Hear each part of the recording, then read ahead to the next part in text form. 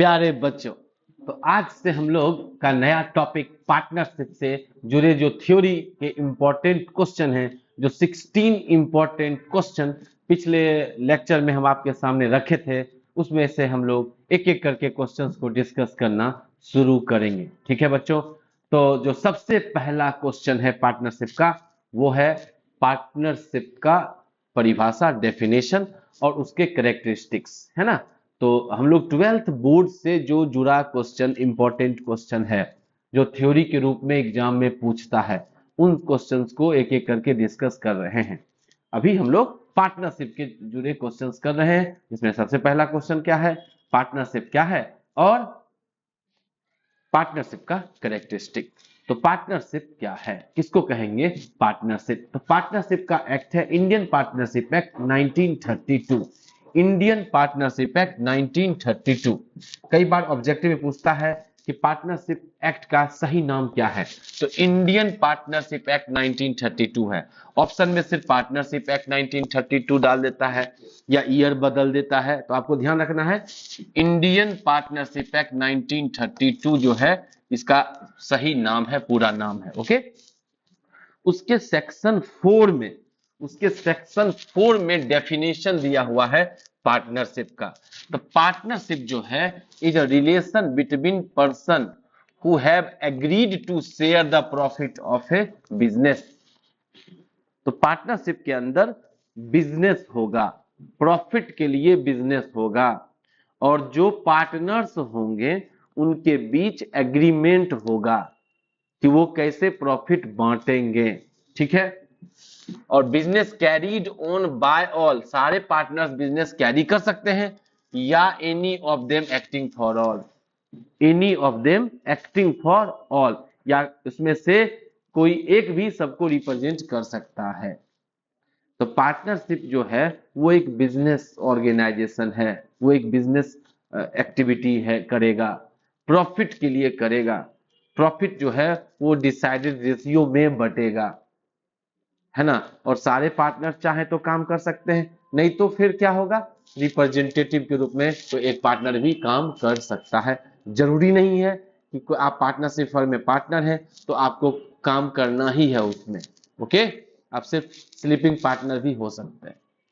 ठीक है, तो पार्टनरशिप एक्ट का पूरा नाम क्या है, इंडियन पार्टनरशिप एक्ट 1932, और इसका जो डेफिनेशन है वो सेक्शन 4 के अंदर दिया हुआ है इस एक्ट में। ठीक है, who is partner and firm. Partner मतलब क्या हो गया, जिसके बीच एग्रीमेंट होता है, जो मिलके बिजनेस करेंगे, है ना। Person who enter into the partnership agreement, जिन जो लोग पार्टनरशिप में इंटर करता है, जो पार्टनर एग्रीमेंट के थ्रू पार्टनर कहलाएगा। बिजनेस में वो ओनर हो गया, को ओनर हो गया।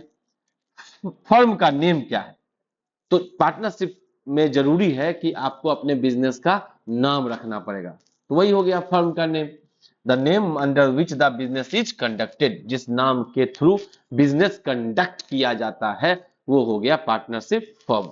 ठीक है, अब कहता है कि पार्टनरशिप का कैरेक्टरिस्टिक्स, पार्टनरशिप का कैरेक्टर क्या है।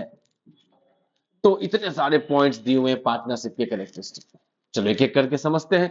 एग्रीमेंट मतलब कॉन्ट्रैक्चुअल रिलेशन होता है। पार्टनरशिप में पार्टनर्स के बीच जो रिलेशन है उसको कहते हैं कॉन्ट्रैक्चुअल रिलेशन। पार्टनर्स एक दूसरे के साथ कॉन्ट्रैक्ट करते हैं, या बोलचाल में हम लोग उसको एग्रीमेंट भी कहते हैं। फॉर्म बाय फॉर्मल और इनफॉर्मल एग्रीमेंट, है ना। चाहे हाँ, अब वो एग्रीमेंट जो होगा, वो जो कॉन्ट्रैक्ट होगा वो रिटन हो, कोई जरूरी नहीं है, रिटन में भी हो सकता है और बोल के भी हो सकता है बिटवीन पार्टनर, है ना। और उसमें टर्म वगैरह सब डिसाइड हो सकता है। तो पार्टनरशिप फर्म में सबसे पहले क्या कैरेक्टर देखें हम लोग, पार्टनर्स के बीच क्या होगा, एग्रीमेंट होगा, और मिनिमम 2 पार्टनर होंगे, उनके बीच एग्रीमेंट होगा। ठीक है, 2 और मोर पर्सन, दूसरा पॉइंट लिख दिया, रिक्वायर्ड एटलीस्ट 2 पर्सन होना चाहिए, तब भी पार्टनरशिप ओपन किया जा सकता है, मिनिमम। बिजनेस पर्पस होगा, प्रॉफिट मोटिव होगा। पार्टनरशिप ऑर्गेनाइजेशन है तो उसका पर्पस बिजनेस होगा और प्रॉफिट अर्न होगा। सोशल सर्विसेज को अगर करने के लिए कोई कहेगा कि हम पार्टनरशिप ओपन किए तो वो लाइन ही गलत है, क्योंकि पार्टनरशिप किया ही जाएगा किसके लिए? बिजनेस पर्पस के लिए और प्रॉफिट जनरेट करने के लिए।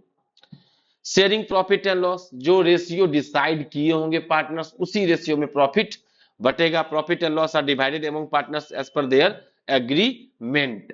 अगर एग्रीमेंट नहीं बनाते हैं, अगर जिसको पार्टनरशिप एग्रीमेंट को ना पार्टनरशिप डीड बोला जाता है, अगर नहीं बनाते हैं तो पार्टनरशिप एक्ट के प्रोविजन लागू हो जाते हैं, उसमें इक्वली बढ़ता है बाबू, इक्वली बढ़ता, इक्वल।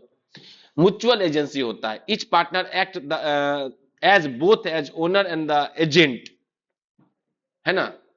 ये म्यूचुअल एजेंसी होता है, पार्टनर ओनर भी है और पार्टनर फर्म को रिप्रेजेंट करता है तो फर्म का एजेंट भी है, तो दोनों एक साथ है, ठीक है। तो ये हम लोग देखेंगे कि म्यूचुअल एजेंसी होता है क्योंकि एक ही टाइम पे ओनर भी होता है और एक ही टाइम फर्म को रिप्रेजेंट भी करता है, फर्म का एजेंट भी होता है, इसलिए म्यूचुअल एजेंसी बोला जाता है। अनलिमिटेड लायबिलिटी होता है बाबू, कंपनी में मेंबर्स का लायबिलिटी लिमिटेड होता है, लेकिन पार्टनरशिप में पार्टनर्स का लायबिलिटी अनलिमिटेड होता है। पहले फर्म का प्रॉपर्टी बेच, अगर मान लो फर्म बंद हो रहा है तो पहले फर्म का एसेट्स बेच करके उसका लोन सेटल होगा, अगर तभी लोन बच गया तो पार्टनर्स को प्राइवेट प्रॉपर्टी जो भी पार्टनर का है वो इंट्रोड्यूस करना पड़ेगा और उससे पार्टनरशिप फर्म का लोन सेटल होगा, इसलिए अनलिमिटेड लायबिलिटी है, कुछ पता नहीं कि कितना आपको बियर करना पड़ जाए। ज्वाइंट ओनरशिप एंड मैनेजमेंट है, पार्टनरशिप फर्म में जो पार्टनर्स हैं वो ज्वाइंट ओनर है और ज्वाइंटली मैनेज भी कर सकते हैं।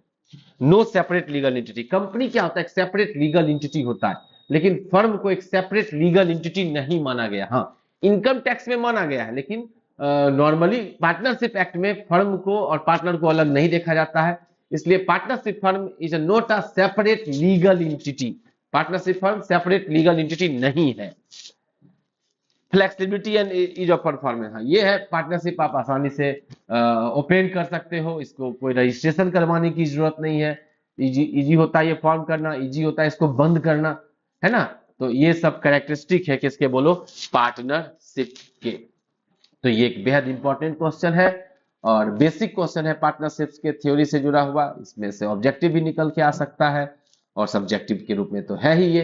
तो चलो मिलते हैं फिर पार्टनरशिप के अगले इंपॉर्टेंट क्वेश्चन से अगले लेक्चर में। आप सबको मेरी तरफ से ढेर सारी शुभकामनाएं, ध्यान से पढ़िए, एग्जाम बहुत करीब आते जा रहा है ना। खूब मेहनत कीजिए, अच्छा मार्क्स लाइए, प्रीवियस ईयर क्वेश्चन पे फोकस कीजिए, उसको बार बार प्रैक्टिस कीजिए। अब प्रैक्टिस का टाइम है, बार बार बनाइए जिससे एग्जाम में आपका पेन रुके नहीं, है ना, आपको घबराहट फील ना हो। अभी प्रैक्टिस का टाइम है, खूब जम के प्रैक्टिस कीजिए। चलो मिलते हैं नेक्स्ट लेक्चर में।